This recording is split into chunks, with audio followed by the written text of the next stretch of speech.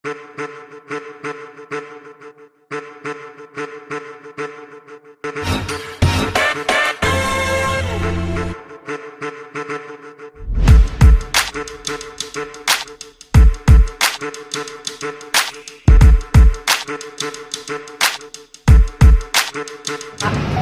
pertama saya jelaskan bahwa sampai dengan tanggal 9 Oktober ya, maklumat yang pada saat itu oleh Bapak Menteri Menko Maritim ya dan Investasi diperketat ya, tidak diperintahkan untuk ditindaklanjuti. Nah, asumsi Bapak, kita kembali kepada masa sebelum terjadi pengetatan.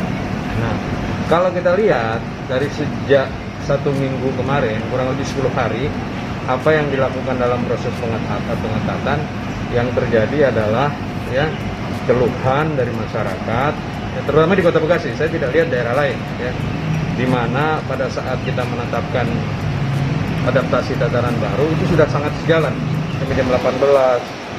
Rumah makan dari jam 18 kecuali yang take away ya, yang dine in udah nggak boleh lagi, sehingga ada pergeseran keluhan yang ternyata ya sampai dengan hari ini tidak ada lagi instruksi, maka kita kembalikan kepada fungsi awal, kembalikan kepada sebelum terjadi maklumat, tapi tentunya dengan ya pengawasan, pengendalian yang sama dengan isi maklumat. Artinya kalaupun hiburan malam kita berikan sampai dengan jam 2, jam 11 atau jam 9.